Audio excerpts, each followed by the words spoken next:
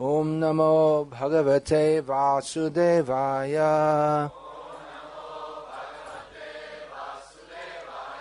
Om Namo Bhagavate Vasudevaya.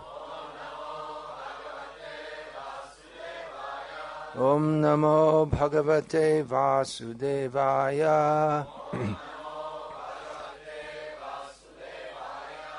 Janmadyasya yatonvayad itaratascharteshva bhignaswarat.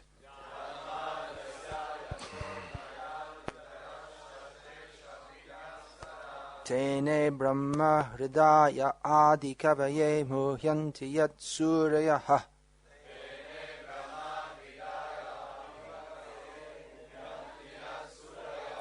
Tejo vari mridang yatha vinimayo yatra trisargo mrisha.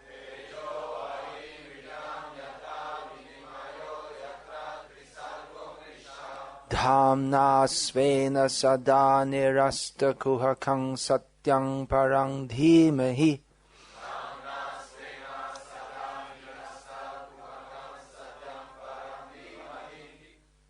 Heart of Brahma, but here Brahma is Adi Kavi, and Brahma means Vedic knowledge. It's not Tene Brahma. Tene Brahma. It's very useful to look at these dots and dashes. They're put there for a reason. The enunciation is different. Without a line over, is just with a line over, it's You'll hear the children at school, I, U, learning the alphabet. You got it, then comes K, G, G. So if you can just follow that, then you can pronounce it nicely. That will be more pleasing to Krishna. To make a little effort to speak properly to him. I was going through the words and trying to understand some of the meanings in the words in this verse, but to go through all of them would take more time than we have at this camp. So I'll go through to the last words. Satyang parang dhimahi. I meditate upon that supreme truth. So all the rest of the verse is describing this Satyam Param. This is the subject. In Western philosophical language, we speak of the absolute truth. Prabhupada, or Shastra mostly, refers to Param Satyam, supreme truth.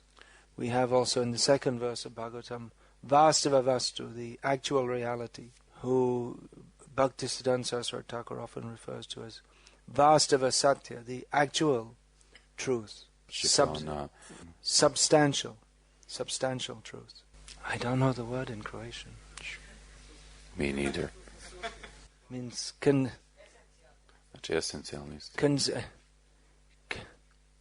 consisting of tangible reality, rather than simply imagined, as opposite to relative truth. So this term absolute truth Prabhupada used often also. It's a useful term to differentiate between that which is relative truth. Everything in this material world is not untrue, as is stated here. Tejo vari mridam yata vinimayo yatra trisargo mrisha. This material world, it's real in one sense, but it's illusory. Its realness is not substantial reality, because, just like we'll say, this man is the husband of this woman. So that's true, but it's not eternal, it's not an eternal fact. Its substance is limited by time.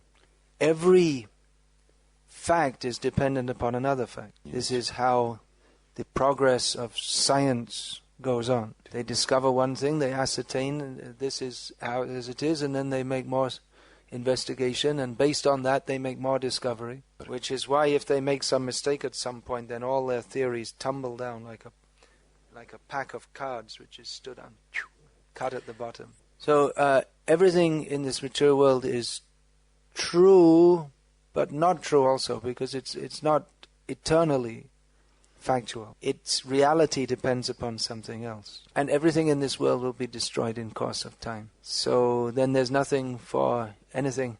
There's no existence of any object. I love Croatia, or I will die for Croatia, but there's no such thing as Croatia left. Nor is there any person thinking of himself as Croatian. That's why the world of names, some label is put on something, by which its characteristics are summarized by that name, but it has no factual existence. It exists, yes, it's real, but not really real. Whereas the absolute truth, that means always existing, is described here. And everything else that is factual, that means all spiritual existence, is dependent upon him. He does not gain his existence from a relationship with anything else, because he is the source of everything. But everything else has its existence in relationship to him. Of course, that's true at one level, at the level that we first begin to read Srimad Bhagavatam. But if, after going through the 10th canto and being blessed by the devotees of Chaitanya Mahaprabhu, we come back to this first verse, then we may find another meaning altogether. That he who is independent is also aham bhakta paradhino. What do you say? He is always independent. This is an important word, very important word to understand. Dependent, independent. In understanding reality, everything is related to something else. Everything is dependent upon something else. But Krishna is not dependent on anyone or anything. He is independent. Everyone is controlled to some extent or other. There are laws of nature. Everyone is under the laws of nature. A yogi to some extent can become free. He can fly in the sky, make himself so small as to be invisible.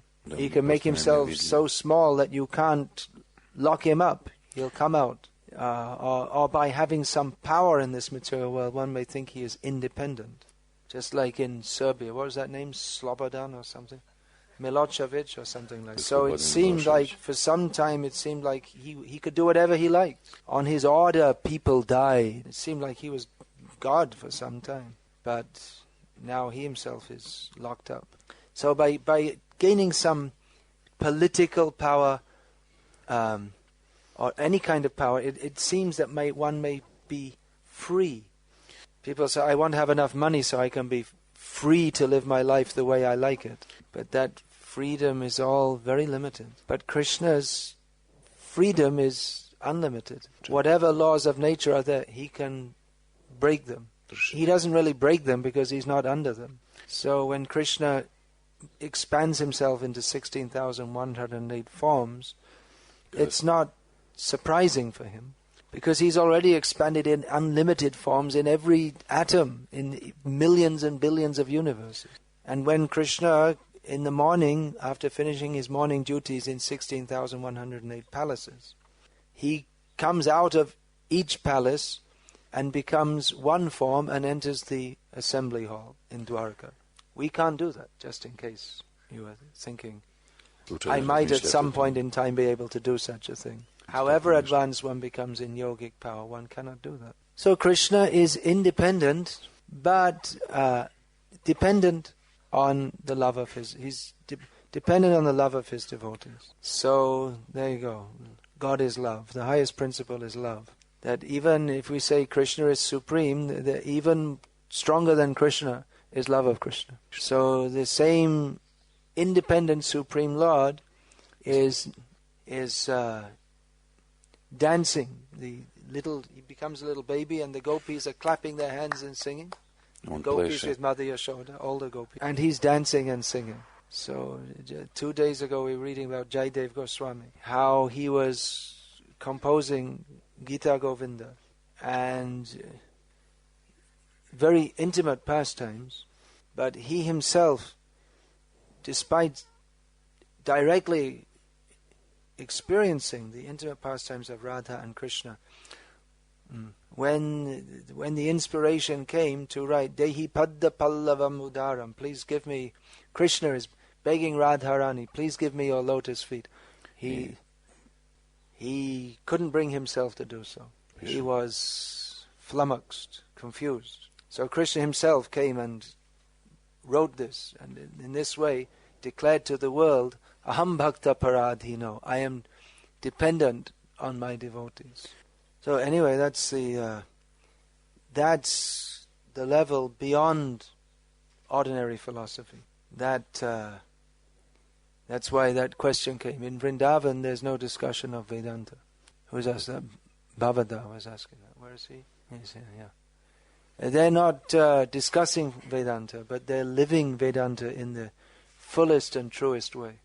They wouldn't, even if you say Vedanta, they probably never heard of it. But by tying up Krishna, Mother Yashoda is exhibiting the highest level of Vedanta. But don't tell the Vedantists; they'll never understand. Even so many great devotees, they cannot understand. In Madhva Sampradaya, they're very strict followers of Shastra. And Madhvacharya has in a most dialectic, logical manner established Hari Sarvotama. Above all is Lord Hari. So he cannot accept Gopi Lila. Because Hari Sarvotama, he's above everything. Everything means everything. So how is Krishna taking one gopi on his shoulders? Not possible. And our head of our Sampradaya, Brahma, with that section of Bhagavatam, Brahma Vimohana Lila, the section where Lord Brahma becomes bewildered. So you won't find in Madhvacharya Sampradaya this in their editions of Bhagavatam, not included. It short circuits their way of thinking. It's not possible for them to accommodate this. That the understanding of Yoga Maya, by which Krishna enjoys himself with his devotees. He's simply on top. And Bhakti, in the definition of these sampradayas, means to recognize Krishna's supremacy. We also say that. All our preaching, both internally among devotees and externally among the public, is to bring us all to the point of accepting Krishnastu Bhagavan Swayam. Krishna is the Supreme Personality of Godhead. And Jiva Surupoi Krishna Nityadas. Every living being is his eternal servant. But how the servant can serve the Supreme Lord by standing on his shoulders is not understandable by ordinary philosophy. No servant can do that. Only when the service is so intense, it becomes out of affection, can one even think to do that. So Bhagavatam gives us the philosophy to understand the absolute truth, who is Krishna. But it's also the entrance to that which is beyond philosophy. The only philosophy in Vrindavan is how Krishna may be satisfied. That is actually all philosophy everywhere. But that Krishna can be satisfied by standing on his shoulders, that is not understandable by ordinary philosophy. For that matter, why Krishna likes to play on a flute is not understandable by ordinary philosophy. And how devotees get pleasure by sometimes stealing Krishna's flute, that also you won't get by logical discussion. That is simply on the platform of pure love. Please give a path so newcomers can come in. So that the question was then as we come closer to Krishna, then we don't use or we don't need scripture. But as I was saying, the followers of Chaitanya Mahaprabhu, who are relishing an ecstasy of love of Krishna to another degree of that of the Vrajavasis. The Vrajavasis are directly with Krishna and experiencing the happiness of directly serving him. And Chaitanya Mahaprabhu is experiencing the even greater ecstasy of wishing he was with Krishna. But Chaitanya Mahaprabhu and his followers, they take great pleasure also in studying and explaining Shastra. That is part of his, or that is central to his Divya Lila, his transcendental pastimes, Chaitanya Mahaprabhu. Because what the Vrajvasis are not directly aware of adds that Krishna is the Supreme Personality of Godhead. They're also aware, just like Krishna, he showed them the vision of Vaikuntha within Yamuna. Or the gopis, they address Krishna. Nakalu gopika nandano bhavan. Akila de, what is that? Akila dehinam antaratmadrik. They address him that you are not simply the son of Mother Yashoda, but you are the inner seer within everyone's heart. And they know, in a previous life, you are Ram. We heard from Purnamasi how you were a misogynist in Ram when you were Ram also. You're not only mistreating us, but you mistreated Shurpanaka. You're not only cheating us, but it's your tendency life after life, because when you came as Vamandev, you also cheated Bali Maharaj. So they know Krishna is the Supreme Personality. That also Garga Muni told Nanda Maharaj that your son is just like Narayana. He's equal to Narayana. Right. And time to time, Nanda Maharaj and the men of Vrindavan, they'd come together and discuss and say, look, seems like he's Narayan. And Garga Rishi said, so it must be true. But that he is the Supreme Personality of Godhead, they know, but they don't care about it very much. Like Mother Yashoda, she's calling Krishna. Krishna, come here. Balaram has a serious complaint against you. You've been eating dirt. I don't give you enough nice food. No, I didn't eat any dirt. We had a little fight, and so they're making false complaints against me. So, what to do? Who to believe, Balaram or Krishna? Okay, come here, sit on my lap. Open your mouth, let me see inside. So Krishna opened his mouth. And Mother Yashoda saw millions of tons of dirt. All the dirt in the universe. All the earth, water, fire, air, ether, everything, the whole universe. All the planets and all the demigods. And within that she saw Vrindavan with Mother Yashoda looking in the mouth of Krishna. She thought, oh, I'm in Maya. He's actually God. And I'm thinking I'm his mother. By the power of the illusory energy, I am thinking Nanda Maharaj is my husband. And all these cows are mine. Just see the power of Maya. Krishna thought, oh, this isn't very good. She's going to start bowing down to me or something. So he started crying, I'm hungry. And Mother Yashoda immediately forgot, oh, he's hungry. Give him. So in this way, the Vrajvasis, they kind of know that Krishna is God. But more important, hey, you God, come over. Let's have a fight. Krishna, you must be tired holding up this hill. No, one of us can do it. Subal or Sudama. Take a rest. Yeah, he's gone. Yeah.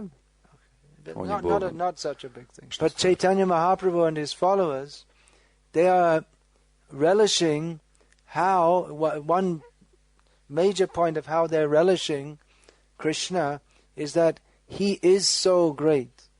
He is Vasudev, the all-pervading Param Satyam, Supreme Absolute Truth. All the universes emanate from him, are maintained by him, are destroyed by him, and rest within him during the time after the annihilation, before the recreation. He knows everything directly, indirectly. It was he who imparted the Vedic knowledge unto Brahma, the first philosopher. By him, all the demigods, even great personalities, they are bewildered. By him, this material universe appears to be real, although is only relatively real. It's not absolutely real. He's always existing in his eternal dham, Golok Vrindavan. He's beyond all illusion eternally. He is the Supreme Absolute Truth. Nice. So considering this, the devotees get great pleasure by seeing how he is tied up by Mother Yashoda, how he is dancing with the gopis, how he is lamenting in the absence of the supreme gopi, that he is supreme in every respect, superlatively, no competition possible ever. All the Kamsa, Jarasandha, Shishupal, Dantavakra, Putana, Agha, Baka, so many big demons, and Krishna just kills them in spot. No competition. All the great demons all together, no match for Krishna. And even the great creators, the great demigods, Brahma, Shiva, no competition for Krishna. He is overlord in all respects. So understanding this, the devotees take great pleasure in considering how Krishna is subdued by the love of his devotees. How great is love of Krishna? And how great is Krishna? Then how great is love of Krishna that Krishna himself doesn't care very much about being the Supreme Lord, but he cares very much about playing in the forest of Vrindavan with his boyfriends. Just like Brahma after stealing all the cows and cowherd boys. And then Krishna showed that here they are all again. And Brahma thought, what's going on here? Did they all escape? He went and checked in the cave, and they're all in the cave. Came back and saw again they're with Krishna, and he also got short-circuited.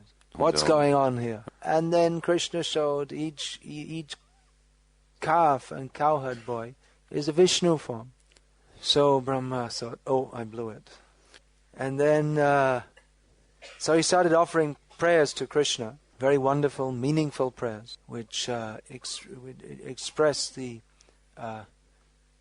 highest philosophical understanding of Krishna, the Supreme Absolute Truth. And Krishna was standing there listening to all these prayers. That same Krishna who had just shown to Brahma all the forms of the cows and cowherd boys as four-handed Narayan forms. But Krishna himself, being covered by his yoga maya, thought, who is this funny fellow with four heads, saying all these long prayers? I wonder who he's saying them to. He seems to be very upset. Actually, I just want to go and play with my friends. But he seems to be very disturbed, so maybe I'd better just listen to him and tell his story. But, I wish he'd finish soon, because my friends are waiting for me.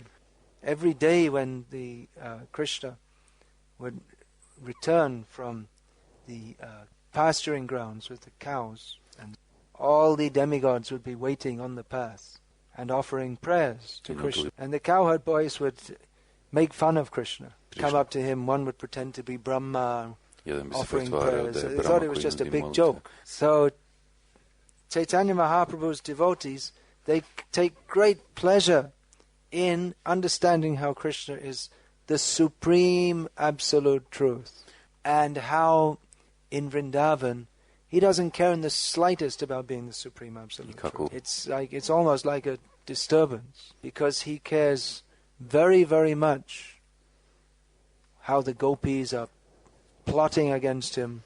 Plotting means games of love.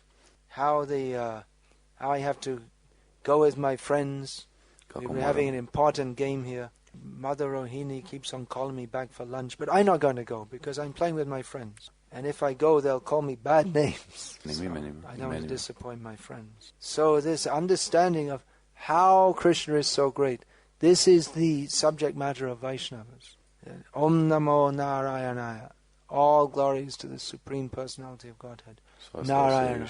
Then too, Chaitanya Mahaprabhu takes us up through that, without rejecting that, takes us up to beyond even Vaikuntha, to the platform of simply loving Krishna, not because he's the Supreme Lord, who we should be subordinate to him, but because he is so charming and wonderful.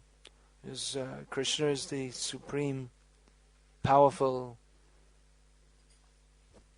supremely opulent, supremely famous, supremely beautiful, supremely learned, supremely renounced. So when he loves, then his love is also supreme. And that quality is more appealing than his wealth, strength, fame, knowledge, beauty and renunciation. All these qualities which make him Bhagavan, they are subordinate to, or they are simply features of his most overwhelming quality of his love for his devotee. They are simply ornament, that he is the Supreme Lord, and the qualities that make him the Supreme Lord. They are simply ornaments or extra paraphernalia on his Krishna's own Swarup Lakshan, or his own intrinsic quality of being the supreme well-wisher, friend and lover of his devotee. So this particularly Chaitanya Mahaprabhu has revealed. It's very difficult to find in the Vedas. It's all there, but not very much expressed. That's why sometimes the orthodox Vaishnava Sampradayas, they have difficulty accepting who is this Chaitanya. Or they sometimes think that this Gauriya Sampradaya, not very good in philosophy. Actually the topmost philosophy, but it's not understandable simply by philosophy. Krishna is ultimately understood by the attitude of wanting to approach him, how we can please Krishna in all respects. If we are to please him in all respects, we have to know what he likes. What can you give to someone who's got everything? He's asking patrang, pushpang, palang, toyam, leaf, flower, fruit, water. What does he need that for? He already is making all the leaves, flowers, fruit and water in millions of universes. But Krishna is asking for Yome Bhaktya Prayachati, who is offering that with love. So Krishna is also the supreme greedy. He's the supreme lusty, as Prabhupada explained. That you may envy Krishna for having more than 16,000 wives. Even if you say he's lusty, you cannot match his lust. He is the supreme lust. But that lust is not for the interaction of flesh. But Krishna has unlimited desire to enjoy loving exchanges with his devotees. And he becomes very angry at the non-devotees. Why aren't you loving me? Why are you depriving yourself? And therefore he arranges for them to be punished so that they can come to their right senses. So the supreme absolute truth is everything is possible. Everything is manifest in him. He is Atmaram. He's satisfied, fully satisfied in himself. But still, Eko Bahusyam, the one becomes many, so that his desire, that unlimited desire, so he can fulfill his unlimited desires to exchange, loving exchanges with his unlimited numbers of devotees. And Krishna personally interacts with every single devotee, whether a Hanuman or whether a squirrel. Krishna appreciates and reciprocates. So he is the absolute truth, who is ascertainable to some extent by the philosophy of Srimad Bhagavad, but who is ultimately understood by the bhav, or the mood that is inculcated in Srimad Bhagavatam. In English there's a saying, reading between the lines. You say something like that in your language? Yeah. It's not exactly what the words say, but you have to pick up the subtle meaning. Yeah. So, Bhagavatam, each prati shloke prati okare nana artha koi. Each word and each syllable has many meanings.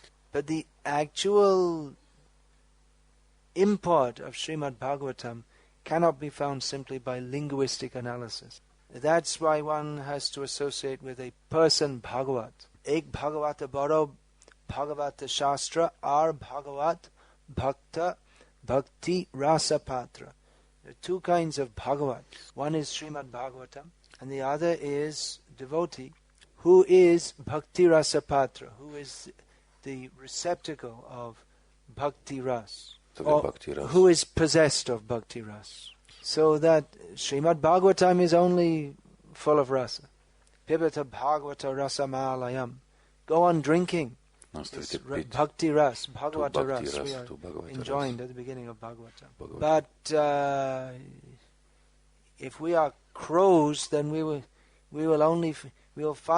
find Bhakti Ras in Bhagavatam. The Mayavadis also read Bhagavatam, and sometimes they may appear to be relishing Bhakti Ras, but it all ends in Soham. I am you and you are me and we are all together. Dry, poisonous. So the Bhakti Rasa Patra, that Bhakti Ras that spills over, the nectar of Srimad Bhagavatam spills from the mouths of the Bhagavats and enters the desert-like hearts of persons who are dried up, whose hearts are not only dried up but poisoned by material desires, the desires to enjoy separately. It's just like they dump some poisonous, what do they call it, hazardous materials, and then all the soil, you can't grow anything there. It just becomes completely barren. Or maybe if any plant could grow there, it would be poisonous also. So the heart of the non-devotee is dry, no ras, no water, nothing grows there. Maybe some cactus, that's all. Or if he's really a severe case, then you'll get, it's just completely poisoned. But the bhakti ras, if that somehow or other, if that can enter the dry, poisoned heart of the non-devotee, then it acts magically to produce wonderful fruits and flowers of love of Krishna. So, if we have a lot more time, we could discuss this a lot more. I suppose that will go on at least for the next 10,000 years or so. And at this camp, all the discussion, it's all discussion of Srimad Bhagavatam, directly or indirectly. So I'll finish here. Yeah. And if there's any question, I could take one or two. What's the question? Srida's hand I saw first. You're interested, by the way. It's a common Croatianism. Anglo-Croatian. There's no switch. Madhva Sampradaya is going on. You said something in Croatian that you didn't say in English. They said that Madhva is actually a part of our Sampradaya and that Lakshmi Tirtha came from South India. It's possible. Madhavendra Puri came. In Chaitanya Charitamrita it's stated that he is the root of the tree of Prem Bhakti which Chaitanya Mahaprabhu brought. So the sentiments which Chaitanya Mahaprabhu, when we say sentiment here, we're not talking about mundane sentiment, we're talking about transcendental.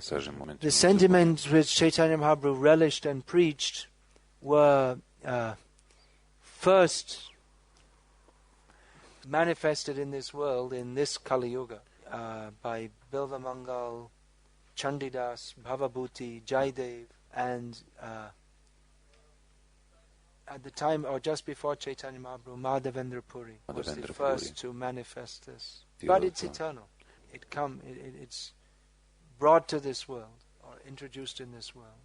But it's not that Chaitanya Mahaprabhu invented something. It's eternally existing.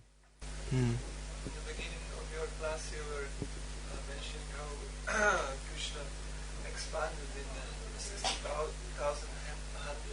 108 forms, and that nobody can actually imagine. But sometimes actually this, in several places it is mentioned that devotees can develop, all qualities of Krishna. But from other side, we have, like in Bhagavatam, there is things of that Muni who Sobari Muni. 9 forms only, yeah. But if you can just show something about how it's possible for Jiva. Is it possible for Jiva when he becomes a pure devotee to expand? Is there any case of Say it in Krishna brought 16,100 queens, or queens to be, princesses, to Dwarka. And the auspicious time was found out at which time he should marry them. So he expanded himself into 16,100 forms to marry them all individually. It wasn't one marriage ceremony, it was 16,100 marriage ceremonies. And in each marriage ceremony, Devaki was there, Vasudeva was there. They all had to be there, right? So they all expanded also. They may not have been aware of it because they were only thinking of how to serve Krishna and love Krishna. So they develop all these yogic abilities without being the slightest bit interested in yogic ability. But that may be manifest as according to the need to serve Krishna. That's all. Many times Prabhupada, he showed extraordinary abilities, extraordinary strength. So when the Jagannath was falling down on top of Radha, Landa and Ishwar, Prabhupada standing up there, old man, holding up a weight which like a weightlifter couldn't hold. Reading minds so many times. And then other times not. So Prabhupada was asked that you have all these yogic powers, why don't you use them? Prabhupada said, as much as is needed for Krishna's service. Otherwise it's just a disturbance. I say it in Ravatsky. And what does it mean for us? That's that part you said, yeah. Yeah, Prabhupada explained that Chaitanya Mahaprabhu's teachings begin where Bhagavad-gita leaves off. That is love beyond surrender. Bhagavad-gita finishes, Sarvadhaman parityaja mam ekam sharanam raja. Give up all other varieties of religion and simply take shelter in me. Ahang tvang sarva papebhyo moksha yashami mashucha. And I will deliver you from all sinful reactions. So when one loves Krishna, not simply to get free from sinful reactions, but simply because attracted by Krishna's transcendental quality, that is love beyond surrender. And maybe manifest as thinking that instead of I have to take shelter of Krishna, that I have to give shelter to Krishna. What does it mean for us? We should know what is the goal that we are aiming at. We should not imitate, but we are in Chaitanya Mahaprabhu's Sampradaya. And we are supposed to take his gift, Aradhyo Bhagavan Rajesh Tanyas Tadhama Vrindavanam Ramya Kachedupasana Brajavadhu Vargena Yakalpita. Chaitanya Mahaprabhu ascertained that the supreme worshipable person is Krishna in Vrindavan and Vrindavan, and that the best mode of worship is that of the gopis of Vrindavan. So therefore, and as Chaitanya Mahaprabhu taught us, our aim is to be Gopi Bhartur Padakamalaya Dasudas Anudasaha. What does that mean for us? Go on practicing Krishna consciousness as Prabhupada has showed us, and keep sight of the goal. There's no way to artificially enter into that. Not by putting on lipstick and a sari can a man become a gopi, but by imbibing the mood of service beyond the necessary, without any demand. Give me this, give me that, make life comfortable for me, give me liberation. No. This Shikshashtaka, that this teaches us how to gain the gift given by Chaitanya Mahaprabhu. The formula is very simple. Putting it into practice, we find very difficult. Very easy to say. Easy to say, but if we can actually do, then we will find Yugayatam Nimeshena Chakshusha Pravrishayatam Shunyayatam Jagat Sarvam Govinda Virahename. The 7th verse doesn't become before the 3rd verse. These verses are in a particular order for it's a progression. So Rati Age Shraddha Pache Rupa Nuga Balena. It's not that you jump right ahead into Gopi Ras when you haven't even passed the totally neophyte stage. That's not possible. So, sadha kanang ayang premna pradhur bhave bhavet kramaha. Rupa Goswami has given us this kramaha, this system of gradual progression from Shraddha to Prem. Hare Krishna. Hare Krishna. Now, this class. Hare Krishna. Srimad Bhagavatam ki jai. Srila Prabhupada ki jai.